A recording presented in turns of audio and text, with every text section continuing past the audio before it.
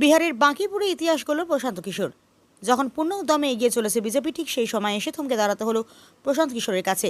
বিজেপির 31 বছরের শক্ত ঘাঁটি দখল করে ইতিহাস গড়লেন প্রশান্ত কিশোর। এবার কি বিজেপির হার শুরু হলো? প্রশ্ন কূটনৈতিক মহলে। বিহারের বাঁকিপুর বিধানসভা উপনির্বাচনে বিজেপির 31 বছরের শক্ত ঘাঁটি দখল করে ইতিহাস গড়লেন প্রশান্ত কিশোর। তার হাত ধরে প্রথমবার বিধানসভায় খাতা খুলল জনসুরাজ পার্টি। একই সঙ্গে প্রথমবার বিধায়কও হলেন প্রশান্ত কিশোর। এর আগে বাঁকিপুর বিধানসভা কেন্দ্রের বিধায়ক ছিলেন বিজেপির সর্বভারতীয় সভাপতি নীতিন নবীন। সেই নীতিন গড়েই এবার বিধায়কের ভূমিকায় অভিষেক হল প্রশান্ত কিশোরের।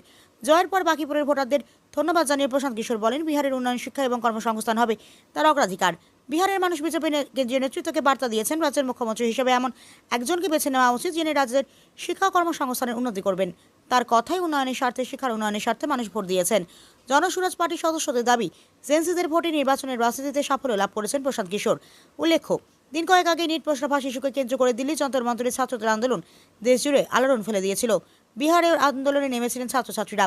ফলে বিহারের উপনির্বাচনের ফলাফলের প্রথম থেকে জেএনসি ভোটারদের মনোভাব গুরুত্বপূর্ণ হয়ে উঠেছিল। তাই বাঁকিপুরের নির্বাচনের ফলাফলে কতটা প্রভাব ফেলবে তা নিয়ে জোরদার আলোচনা চলছিল রাজনৈতিক মহলে।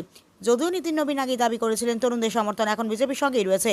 2025 সালের বিহার বিধানসভা নির্বাচনে নীতিন নবীন 98,299টি ভোট পেয়ে আরজেডি প্রার্থীকে 51,936 ভোটের ব্যবধানে পরাজিত করেছিলেন। 2026 সালের উপনির্বাচনে সম্পূর্ণ উল্টো ছবি। এদিন গণনার প্রথম থেকেই এগিয়েছিলেন প্রশান্ত কিশোর। 32 রাউন্ডের গণনা শেষ হওয়ার পর জয় নিশ্চিত হয় তার। নির্বাচন কমিশনের তথ্য অনুযায়ী প্রশান্ত কিশোর মোট 64,151 ভোট পেয়েছেন। বিজেপি প্রার্থী নীরজ কুমারকে 19,324 ভোটে পরাজিত করেছেন। নিউজ ইউনাইটেড ইন্ডিয়া, খবর হবে শিরদাঁড়া সোজা রেখে।